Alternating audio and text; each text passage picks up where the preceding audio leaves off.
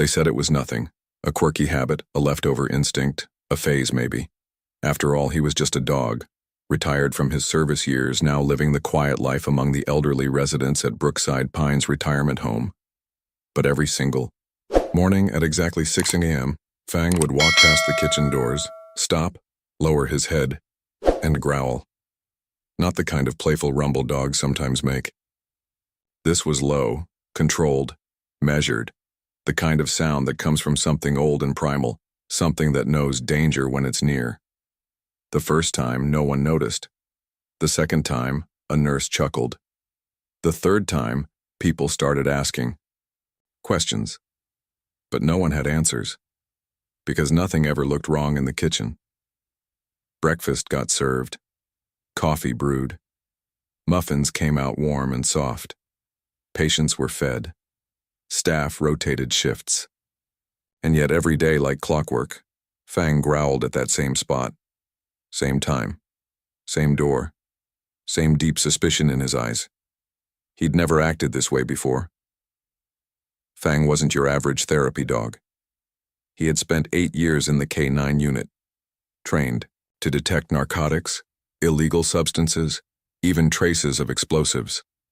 He had chased fugitives through city streets, sniffed out danger in airport terminals, and saved lives with his nose more times than most cops could count.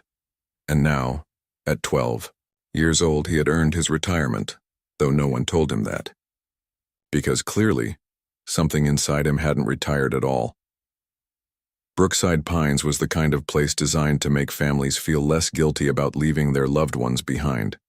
It had soft lighting, homey decor, a fake fireplace that played crackling sounds, and a backyard garden where no one actually gardened. The staff were good, kind, mostly.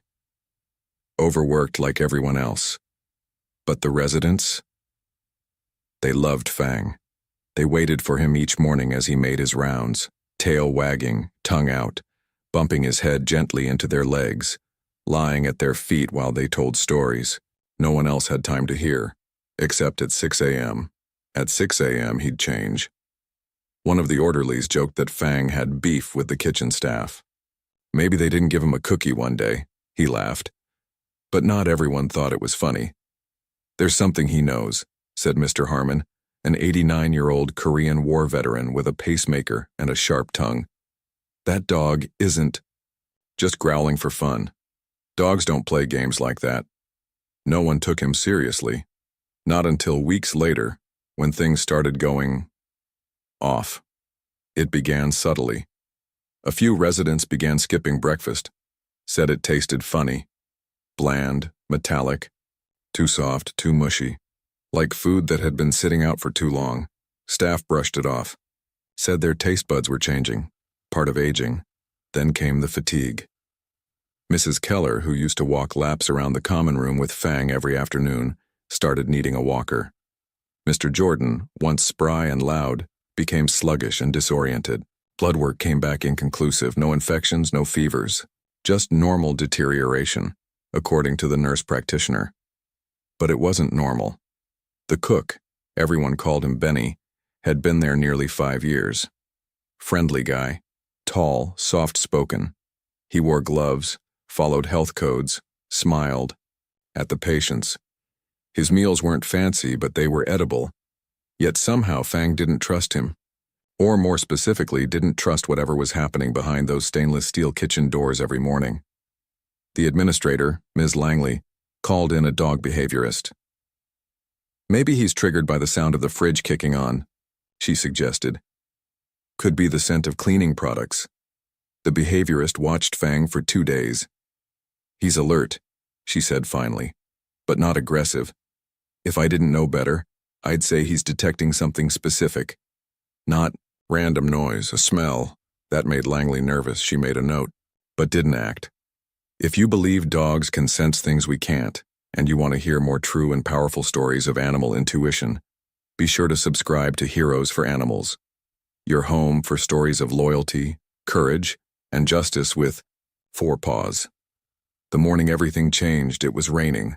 The power had flickered overnight. The halls were darker than usual. A new batch of oatmeal was being served in plastic bowls. and Fang was already at his post, sitting in front of the kitchen, ears back, lips curled slightly. Then he did something he'd never done before. He barked. One sharp, explosive bark that made every staff member in the hallway freeze. "Fang!" someone shouted, but he didn't stop. He barked again, louder, sharper, then turned, bolted down the hallway and stood in front of Mrs. Keller's room. He barked 3 more times. Then he ran back toward the kitchen and barked again. "Something's wrong," whispered the young volunteer Mia, who had been helping part-time during her nursing school break. "He's trying to tell us something." Mia had always liked Fang. She had seen him calm down panic attacks, soothe restless hands, even stop one resident from choking on applesauce just by alerting the nurse in time. She trusted his instincts more than most of the staff. That night she stayed late. She waited until Benny left, claiming he had to run an errand. Then she quietly slipped into the kitchen with her phone's flashlight. Everything looked normal. She opened drawers, checked the food storage room, looked inside the fridge. Then she saw it, a small unlabeled plastic bottle sitting in the back corner of the pantry, tucked behind the powdered eggs. The liquid inside was pale and viscous, like watered-down syrup. It smelled faintly of bleach, and something else she couldn't place. The label had been scratched off. She brought it to her uncle, a retired food safety inspector, the next day. He took one look and said, "Where did you get this?" "It was being used in the nursing home kitchen," Mia answered. His face darkened. "This is an industrial-grade meat tenderizer. It's banned in food for vulnerable populations, can cause serious damage to the liver over time. What the hell are they doing?" The truth hit like a punch to the gut. Benny had been using it in the morning food prep, mixing it in small amounts into meat and grain dishes. He claimed it made food easier to chew, but he knew it was wrong. He had ordered the product from an unregulated supplier, paid cash, and kept it off the books. He thought no one would notice, and no one did, except for the dog. Fang had smelled it.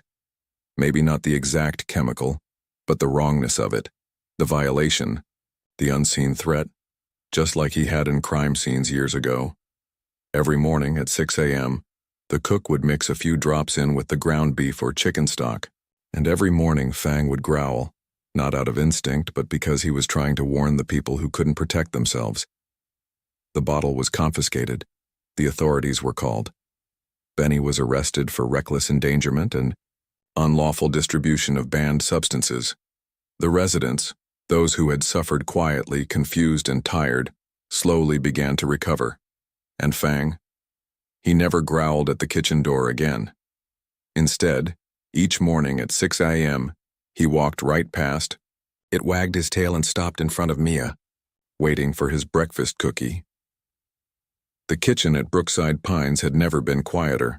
After Benny's arrest, the stainless steel counters gleamed like confession booths, empty of their usual bustle. No scent of scrambled eggs, no clatter of utensils. Just a dull silence broken only by the hum of the walk-in fridge and the soft footsteps of temporary staff brought in by the county. It was the first time in 5 years that the residents didn't have the familiar smell of oatmeal waiting for them when they woke up. But oddly, no one complained. In fact, most of them were too stunned to say much of anything. They had trusted Benny. He'd smiled. He'd brought extra pudding cups. He'd asked about their grandkids. He'd looked like every normal, unremarkable, middle-aged man you'd meet at a church potluck or grocery store, and he'd poisoned them, slowly, quietly, without remorse. Mia sat with Fang in the garden the next morning, letting the dew soak into her sneakers as she scratched behind his ears. He leaned against her thigh, content. "You knew," she said quietly, "before any of us." Fang blinked up at her, his face calm now. Peaceful even. Mia had spent most of the night fielding phone calls, from the sheriff's office, from her uncle at the Food Safety Bureau, even from a local news reporter who had caught wind of the story through police radio. By 9 a.m., the media vans were parked out front, their satellite dishes spinning like strange metal flowers. A man in a polo shirt with a news badge asked to interview Fang. Mia declined. Not because she was afraid, but because she knew this wasn't about spotlight. It was about reckoning. And maybe, just maybe, about listening to the animals we too often ignore. The investigation moved fast, faster than anyone expected. The food samples were tested. Residual traces of the illegal meat tenderizer, technically a modified proteolytic enzyme, were found in at least 4 batches of morning meals over the past 3 weeks. One sample dated back even further, according to records Mia helped pull, from the trash. The Department of Health stepped in. So did Adult Protective Services. Brookside Pines wasn't shut down, but it came dangerously close. Ms. Langley, the administrator, was placed on leave pending review of her oversight failures. And Fang? Fang became more than just a dog. He became a witness. The sheriff's office asked for a formal evaluation of Fang's behavior logs and training history. They wanted to understand how a dog could have picked up on something so subtle, and insisted on it for weeks. Mia, who had started compiling daily notes on Fang's movements out of pure curiosity, suddenly became the center of attention. She showed them the timestamps. "Look," she said, scrolling through her notebook. "He starts growling right after Benny unlocks the prep area. Like, within seconds, even before food is actually cooked." The sheriff nodded. That dog was reacting to the presence of the chemical, not the food, which means he's either the most sensitive therapy dog on Earth, or there's something else we haven't uncovered. As word spread, a retired police sergeant came forward. He had worked with Fang during his active canine years and remembered something crucial. Fang assisted in a food tampering case back in 2017, he said. A shady deli in Akron. Same type of chemical, I think. Might have imprinted on the smell. That changed everything. It explained why Fang had reacted so specifically, why he hadn't barked at other times, or at other people. His nose remembered. And more importantly, his instincts never turned off. Once a protector, always a protector. Residents began visiting Fang more often, not just to pet him, but to thank him. Some brought him scraps of turkey. One woman knitted him a red scarf that said "Good boy" in white yarn. Mr. Harmon, the veteran, taped a handwritten medal to his collar made of tin foil and an old pill, bottle cap. "You earned your stripes, soldier," he said with a nod. Mia watched all of it with quiet awe. "I think he's the only one who actually listened to us," Mrs. Keller whispered one day, stroking Fang's head. "Doctors think we're senile, nurses don't have time, but that dog knew we weren't crazy." It wasn't just sentiment. Medical records began to support what residents had claimed. Several patients showed mild to moderate liver stress, consistent with low-dose chemical exposure over weeks. Their families, horrified and heartbroken, were considering legal action. But even amid all the noise and chaos, Fang remained steady. He didn't care about lawsuits or media stories. He cared about patrol, and every morning at 6 a.m., he walked the halls as if nothing had changed. Brookside Pines hired a new chef a week later, a woman named Gloria with 30 years in senior care dining. She cooked fresh. She used local produce. She fed the residents like they were family. Fang didn't growl at her once. One afternoon, a small ceremony was held in the courtyard. The sheriff's office brought Fang a blue ribbon and a plaque that read, "To Fang for service beyond words." A local news anchor filmed the moment. When she asked Mia how it felt to work alongside a hero dog, she smiled and said, "It's not work when someone saves lives with a growl." The clip went viral. Within 48 hours, Heroes for Animals featured Fang's story in a special segment. Messages poured in from across the country. Veterans, nurses, animal lovers, even retired cops who had worked with Fang in the past. One message stood out. It was from a woman in Colorado who wrote, "My mother passed in a home where something felt wrong, but we were told it was dementia. Now I wonder, what if she'd had a dog like Fang?" Mia read it twice and sat in silence for a long time. The story didn't end there. Fang was invited to visit 2 other care homes as a therapy guest. At both places, he was adored. But Mia noticed something else. When he walked past those kitchens, he didn't flinch, no growl, no bark, just wagged his tail and moved on. Whatever had been happening at Brookside Pines, it wasn't happening elsewhere, and that brought her peace. 6 months later, Mia was accepted into nursing school with a full scholarship. Her entrance essay, titled, "The Day a Dog Taught Me What the System Forgot." Fang's photo hung above her desk. He had reminded her that care isn't about forms and checklists, it's about paying attention. And sometimes the most reliable voices come without words. She still visited Brookside Pines every weekend. The residents joked she and Fang were a package deal. They weren't wrong, because Fang had saved more than lives. He had saved belief, in intuition, in loyalty, in the idea that even in the quiet corners of forgotten places, heroes walk on 4 legs, and some growl, right on time. Brookside Pines was quieter now. Not in a somber way, but in the kind of way that comes after a long-held breath is finally released.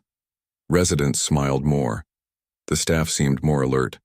The coffee was stronger and breakfast actually tasted like breakfast. And Fang? Fang was still on duty. Each morning at 6 a.m. he made his rounds, down the east hallway past the nurse's station, a pause in the common room, a check near the kitchen, no more growling, and then a visit to his favorite patient, Mr. Harmon, who had started sneaking him little strips of bacon under the table. Everything seemed fine, until a storm rolled in. It was one of those spring storms that hits Ohio like a freight train. Thunder, flickering lights, trees leaning sideways in the wind. The kind of storm that sends everyone indoors and makes the building hum with backup generators and quiet tension. Around 2 a.m., a loud crack split the sky, followed by a sudden crash somewhere near the west wing. Mia was asleep in the staff lounge when the emergency lights came on. By the time she got her shoes on, Fang was already up, ears perked, tail stiff, eyes focused like a soldier mid-mission. "What is it, boy?"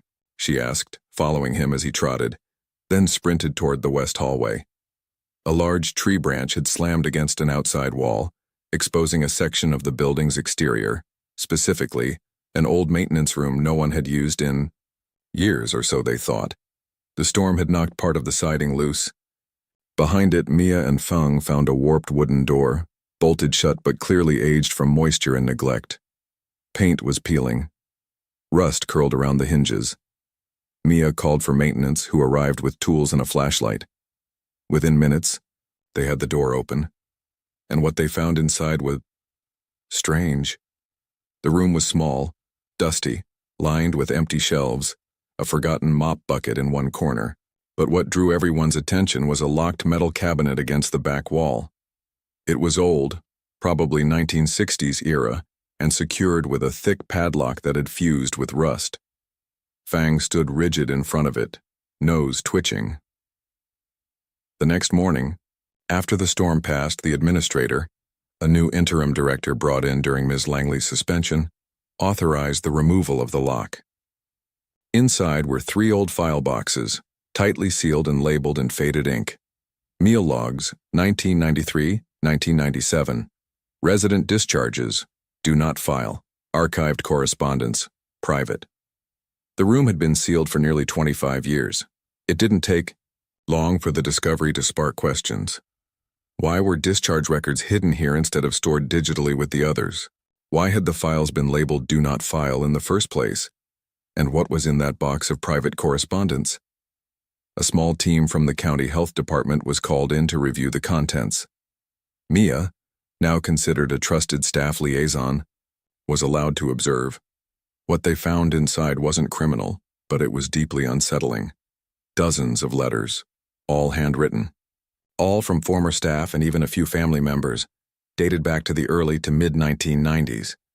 Many of them mentioned strange side effects after meals, residents showing signs of rapid decline, or suspicion of unethical testing.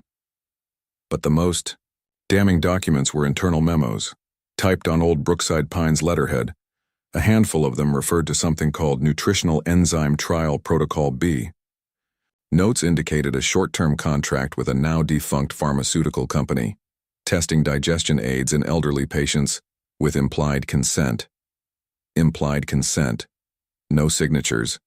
No disclosures, just quiet experimentation, tucked away under the guise of improved care. Mia felt sick. It wasn't just that something unethical had happened decades ago.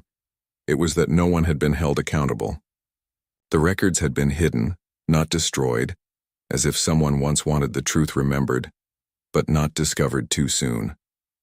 When she told Mr. Harmon about it later that day, he just nodded slowly. I remember the year-old Louis started coughing. Up blood, he said. They said it was pneumonia, but he was fine the day before, and then he just went. The discovery changed everything. The news broke again, another wave of media attention. But this time, it wasn't about one cook and a dog. It was about history, about what institutions get away with when no one's watching, or when those watching are too old to be heard. And it all circled back again to Fang, because if the storm hadn't hit, if the wall hadn't cracked, if Fang hadn't led Mia straight to the hidden room, the records might have stayed buried for another 20 years. That kind of timing isn't coincidence. Not in this story. Mia began looking at Fang differently. Not just as a hero dog, but as a bridge. He had lived through systems that demanded obedience. He'd been trained to sniff out the wrong in the world and sit silently beside it until someone noticed. But at Brookside Pines, where silence was common and complaints were chalked up to senility, Fang had done the one thing that couldn't be ignored. He'd stayed still and growled over and over until they listened. A state senator visited the facility a few weeks later. She posed for pictures with Fang, then held a short press conference in the courtyard. We are introducing new legislation to protect residents in long-term care facilities, she said. It will include mandatory external audits of historical records and stricter vetting of experimental food products used in these settings. They were calling it Fang's Law. Meanwhile, Mia started receiving emails from other care homes asking about therapy dog programs. Some just wanted to meet Fang. Others wanted help building their own teams of animal-based observers. It seemed simple. If you can't trust the paperwork or the people, maybe you can trust the dog. She and Fang visited a facility 2 towns over that had lost 3 patients in 1 month under sudden deterioration. Fang sniffed every corner, every room. He didn't growl once. Mia smiled with relief, but on the drive home, something nagged at her. Not fear, not anxiety, just a feeling that maybe this wasn't over. Fang hadn't barked again, but he hadn't forgotten either. Because some stories don't end with applause. Some keep digging. Sometimes justice comes in waves, not all at once. Brookside Pines had changed. New policies were put in place. Gloria, the new head chef, made food from scratch with ingredients people could pronounce. Family members visited more often now. There was a sense of safety again, a fragile but hopeful return to normalcy. But Mia couldn't rest. Not after what they'd found in that locked cabinet. Not after the words implied consent echoed in her head every night before sleep. Those files weren't just old records. They were scars. Paper-thin evidence of silent suffering, quietly tucked away by people who never expected to be caught. And Fang was restless again. He still wagged his tail for residents. He still loved bacon strips from Mr. Harmon. But something about his gaze had shifted, like he knew there was still something buried that no one had found. So Mia started digging. She began with the name stamped on the old Brookside Pines memos. Nuvox Nutritionals Inc. A quick search told her the company didn't exist anymore. It had folded in the early 2000s. But Nuvox wasn't a small-town operation. It had once been part of a much larger corporate web. Mia pulled her laptop closer and followed the paper trail. Nuvox had been a subsidiary of Stratwell Group, a Chicago-based pharmaceutical conglomerate known for its aggressive acquisitions and rapid-fire product development in the 1980s and 90s. Stratwell had quietly discontinued several digestive health projects around 1998. One of them was something called Trial Protocol B. It was a rabbit hole. Every time Mia clicked a link, 3 more questions popped up. And through it all, Fang sat nearby watching her, sometimes nosing her hand off the trackpad as if to say, "Slow down, But she couldn't slow down. She found archived business filings, lawsuit dockets, old patent applications that matched, chemical compounds similar to the meat tenderizing enzyme Benny had used. And then she hit something big, a 1996 lawsuit, sealed and never reopened, brought against Nuvox by a former employee named Travis M. Callan, filed in Ohio, filed from the exact same county Brookside Pines stood in. She couldn't find the full complaint. It had been settled out of court and sealed. But she found Callan's last known address and a phone number that was still attached to his name. She stared at the screen for 10 minutes before dialing. The voice that answered was hoarse, suspicious. "Hello? Mr. Callan? My name is Mia Parker. I work at Brookside Pines. I believe you may have information about something that happened here in the mid-90s. Silence. Then, that place still open? Yes, sir. But a lot's changed. We recently uncovered some files connected to your former employer, Nuvox. More silence. A long exhale. I swore I'd never talk about that again, he said. But maybe I was wrong. They met at a diner off the freeway. Callan was older now, walking with a limp and dressed in layers despite the warm weather. He brought a single manila folder and a tiny photo album he wouldn't let out of his hands. I was in R&D, he explained, stirring black coffee with a plastic spoon. We were testing digestion aids that could dissolve tough proteins faster, meat mostly. But they wanted to see if it could work in soft food too, stuff for the elderly. Mia leaned in. Brookside Pines? He nodded. We had a doctor there, who agreed to run a field test. Said most of the patients wouldn't even notice. Some were on puree diets already. We started small, but within 6 months we were seeing signs. Ulcers, enzyme overload, liver stress. I told them to stop. They didn't. He paused and looked at Fang, who sat beside Mia's booth like a quiet sentinel. They said it was harmless, that the patients were old and declining anyway. And when I pushed harder, they offered me hush money. You filed a lawsuit. I filed a warning, he corrected. But my lawyer took the deal behind my back. I never even saw a courtroom. Mia asked if he had any documents left. He slid the manila folder across the table. Inside were 3 copies of a typed report, dated February 1997, outlining internal concerns about adverse effects in patients with reduced kidney and liver function. 1 page had notes in the margins signed with a red pen.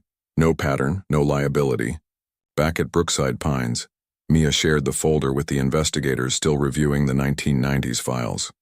It sent shockwaves.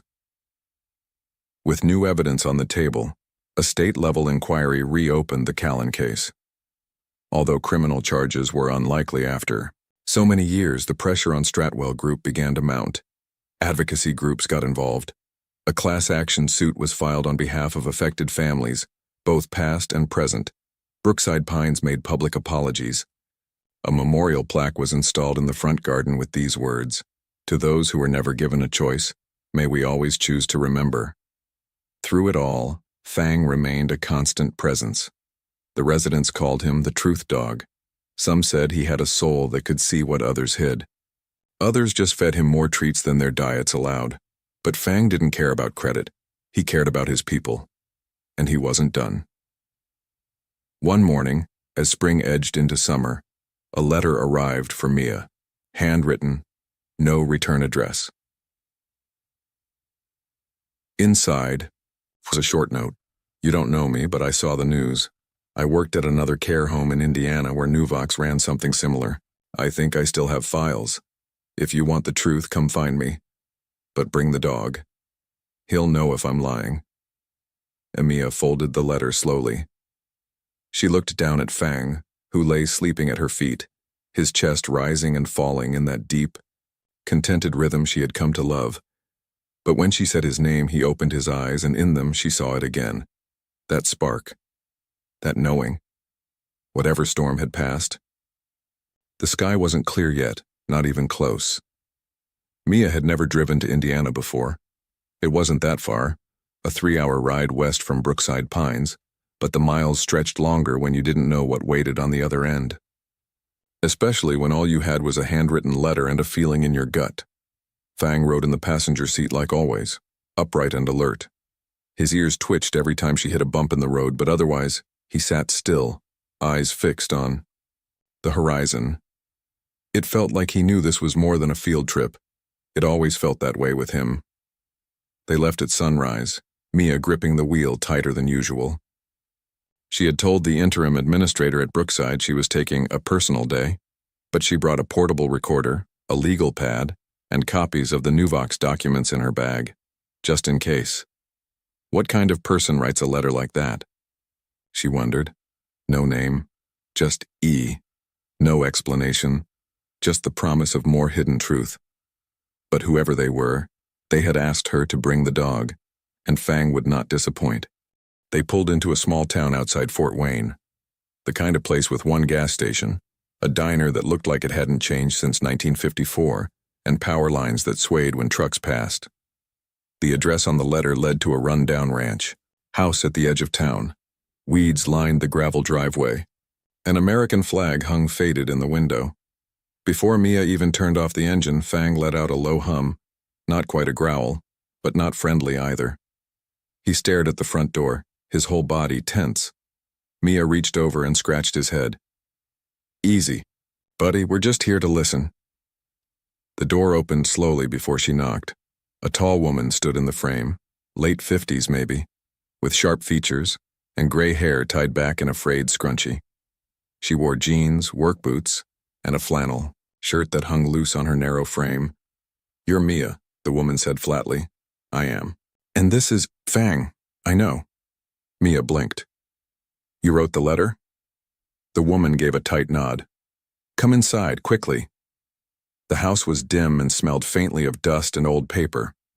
Boxes lined the living room, each labeled by hand. Patient files, correspondence, newsletters, logbooks. The woman didn't offer coffee or pleasantries. She just pointed to the couch. I was the floor supervisor at Pine Brook Home in Evansville, she said. That was one of the other trial sites for Nuvox. We didn't know it at first. They told us the supplement was USDA approved. What's your name? Mia asked gently. The woman hesitated. Eleanor Voss. Fang sat at her feet, watching, waiting. Eleanor reached down, cautiously let her fingers brush the top of his head. He didn't flinch. Good, she whispered. That means I can talk. Eleanor opened a box and pulled out a plastic binder. Inside were photocopied incident reports, logs of patient reactions, internal memos from upper management, even a few postcards from a Nuvox rep who had visited every month under the pretense of quality inspections. We lost 6 patients in 9 months, she said. None of them were over 80. All had shown improvement just before the trial started. Then nausea, fatigue, liver distress, cognitive slippage, death within weeks. Mia listened in horror. Did you report it? She asked. Eleanor nodded. I wrote letters, sent complaints. When I pushed harder, I got demoted. A week later, I found my car tires slashed. Got a pink slip in the mail and a warning not to talk. She poured a glass of water with shaking hands. I stayed quiet for years. Thought it was safer. But then I saw Fang on the news. Saw how he uncovered what the system ignored. I figured, if that dog can still trust the world after everything, maybe I can too. Mia spent hours going through the documents. Some of them directly referenced Brookside Pines, suggesting the trials were linked, run by the same field supervisor. She found charts showing how the enzyme supplement was being tweaked and renamed over time. It had gone through 5 different product names, none of which were ever approved by the FDA. They buried the science under bureaucracy, Eleanor said.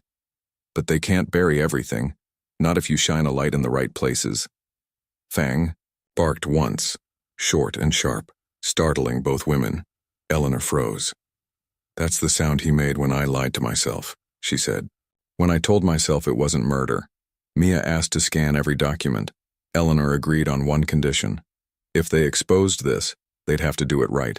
No sensationalism, no clickbait headlines, just facts and names. Real ones. I want the families to know, she said. They deserve that much. Back in Ohio, the files triggered a domino effect. With evidence from a second trial site, the class action suit grew larger. A whistleblower hotline was launched and more former employees came forward. A local university's investigative journalism team joined the effort. Fang's role became central again, his instincts now considered instrumental in breaking the case open, but with fame came pressure.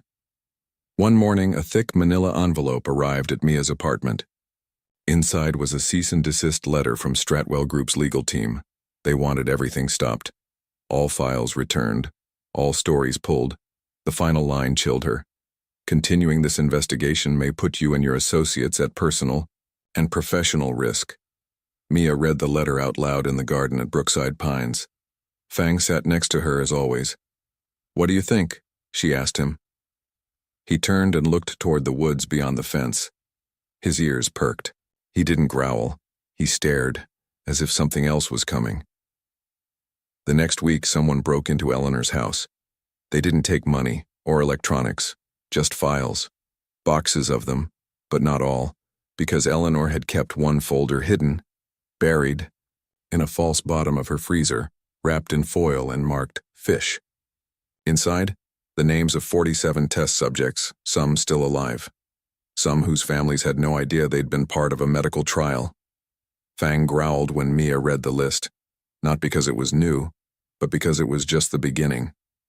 The names changed everything. When Mia unfolded that final sheet from Eleanor's freezer, a list of 47 individuals allegedly enrolled in Nuvox's hidden enzyme trial, she didn't just see patients. She saw people. People like Mrs. Keller, like Mr. Harmon. People who sat in wheelchairs under sun lamps. People who forgot birthdays, but remembered songs. People who had no idea they were ever part of anything but growing old quietly. That list was proof of something long suspected but never confirmed. Nuvox hadn't run one rogue trial. They'd run a network, a system built on silence and sealed records, and they'd done it by targeting the voiceless, people no one expected to ask questions. But they hadn't counted on Fang. Mia made photocopies. Then she made calls. Families were contacted. Some were shocked. Others were furious. A few wept. Most had buried loved ones years ago, never suspecting foul play. Some of the names on the list were still alive, residents living in care homes across the Midwest.